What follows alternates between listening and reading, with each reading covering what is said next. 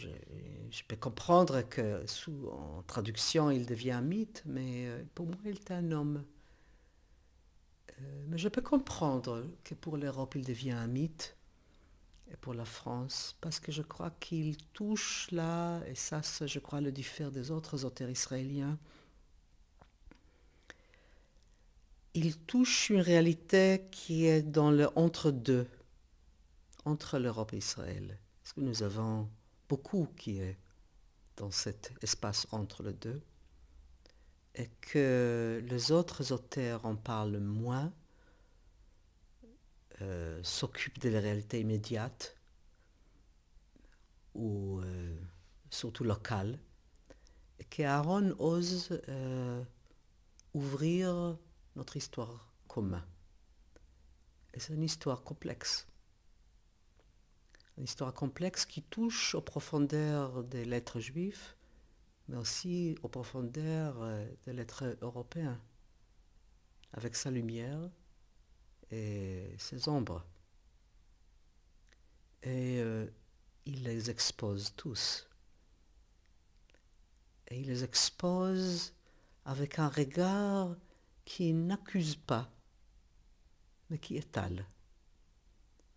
Donc je peux très bien comprendre qu'en lisant Aaron Appelfeld en français, c'est un portrait très rare que le lecteur trouve de soi-même. Un portrait qu'un autre auteur n'oserait pas ou n'a pas peut-être l'autorité de le faire. Donc c'est l'autorité de celui qui a traversé, mais qui sait faire un portrait avec lequel on peut s'identifier, même au moment qu'il est très dur, ce portrait. On reconnaît, c'est vrai.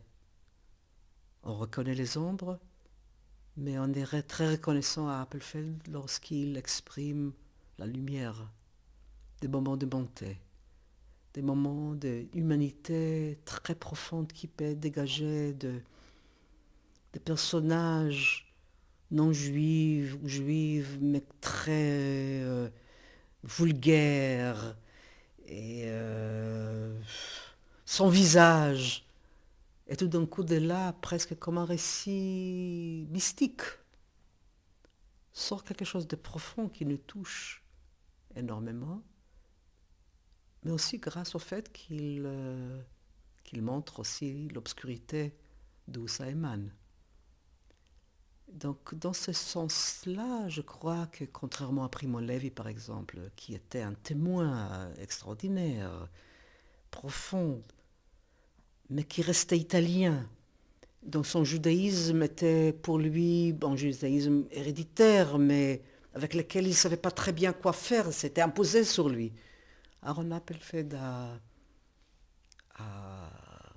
pris en charge l'héritage juif et à travers ça, c'est un de ceux qui rédige la rencontre entre le juif profond comme autre, comme parfois il dit, nous, le juif, même pas le regard de non-juif, voilà, sont les princes, les enfants de rois.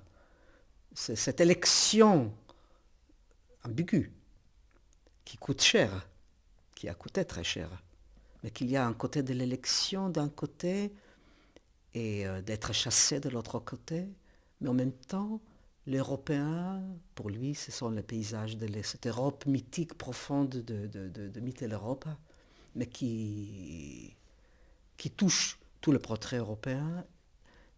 L'Européen qui se voit comme un miroir, parfois lumineux, parfois sombre, devant cet autre qui est tellement intime, entre la chrétienté, le judaïsme, comme dans comme de frères jumeaux, presque comme Esaü et Jacob, avec cette lutte la nuit dans le passage des Yabok. On ne sait pas si c'est un ange ou si c'est Esaü, et puis Jacob qui sort, qui boite après. Donc il y a toujours le prix à payer par ce combat ou embrassade, mais il y a là un territoire commun, un tissu commun.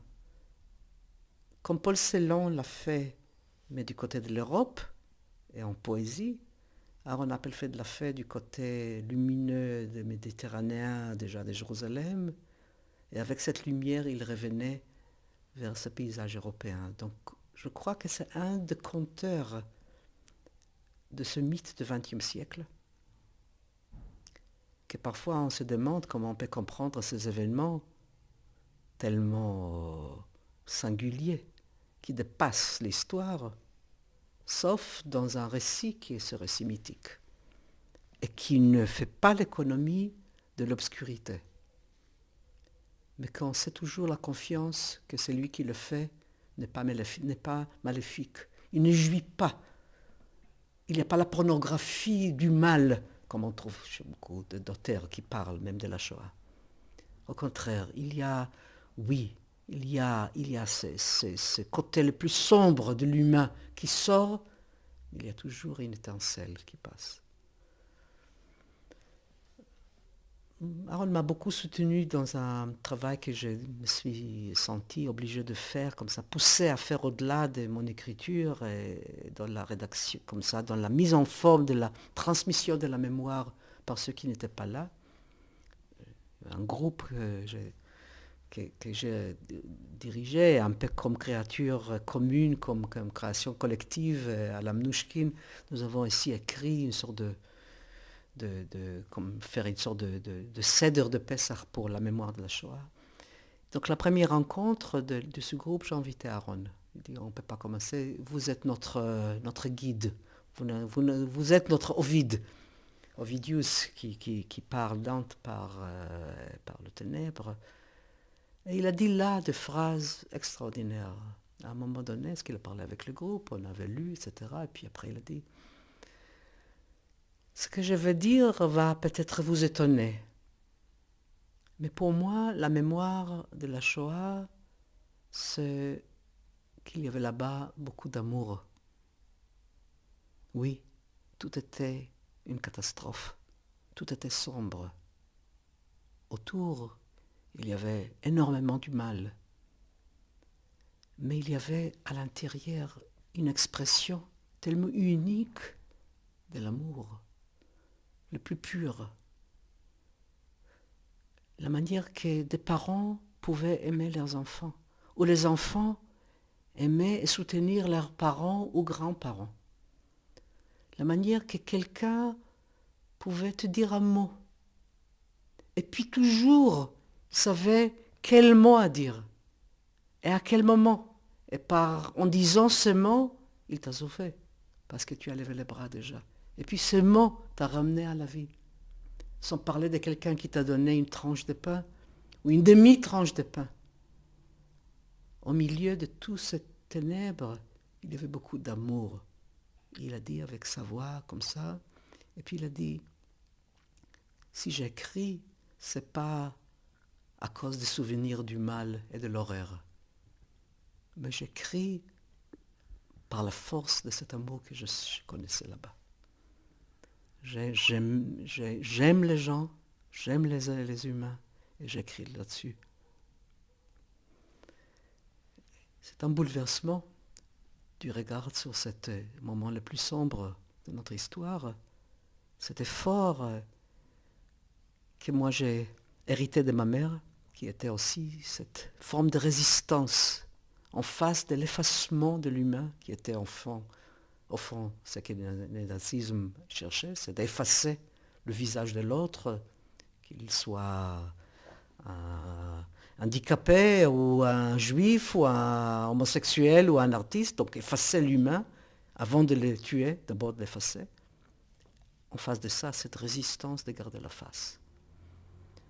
Et je crois qu'Aaron Appelfeld est un des auteurs qui recrée, si vous voulez, lire, se refaire soi-même par la lecture, ce combat à travers ces personnages, de faire face aux ténèbres et de là refaire cette odyssée extraordinaire, purement humaine, où l'humain devient divin par ses forces intérieures, le divin habite complètement l'humain par ses forces de lutter contre le mal et aller vers la lumière, mais pas d'une manière facile.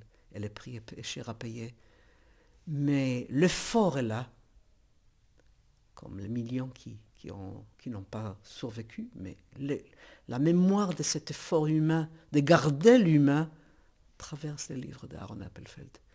Et ça, c'est une transmission qui est précieuse, rare, comme une pierre précieuse qu'il distille et qu'il nous donne. Si Lanzmann nous a donné dans son œuvre la rencontre avec la mort, qui était sa grande mission de nous faire face aux morts, à la mort, Aaron Appelfeld allait encore plus profondément. Et à l'intérieur de la mort, il ressort, il résurrecte le monde de vie par le rythme, par la beauté de la langue, par les personnages, par leurs faiblesses, par leurs blessures. Et malgré cela, cette odyssée vers la lumière. Il est toujours très présent.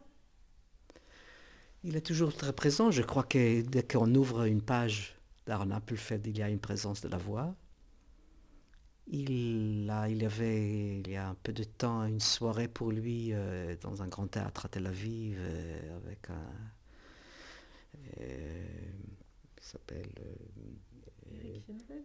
avec Éric Genovese qui au milieu de la lecture était étouffé de larmes. Et un public qui était d'un silence extraordinaire. Et puis il y a un sentiment de présence qui nous a bouleversés tous. Et je crois que c'est ça, l'intimité des grandes œuvres, qu'il y a une présence. C'est ça, une sorte de résurrection aussi, que la voix reste à travers cet art. La voix, l'appel, absolument. Dans votre vie quotidienne, il est présent ? Écoutez,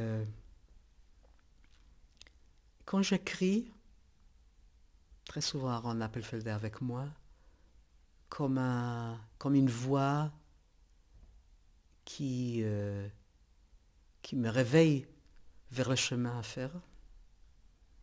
Sa disparition était pour moi un choc, un sentiment d'orphelinage, au point que quelques jours après, je suis tombé et blessé le visage, pour dire à tel point, donc c'était un vertige, un vrai vertige d'une perte d'équilibre. Mais en même temps, un sentiment d'un don extraordinaire, de l'avoir connu, d'avoir sa voix comme ce compas intérieur que j'aurai toujours. Une transmission extraordinaire. Je crois que je ne suis pas encore complètement sûr que je ne vais pas trouver sur le répondeur ce message ici, c'est Aaron Appelfeld, avec sa voix comme si je ne savais pas, en disant « Michal, mais on ne s'est pas vu depuis un long moment, alors quand est-ce qu'on se voit ?» Et c'est comme si ça va venir, ça n'est pas encore arrêté. Moi, je vais arrêter là.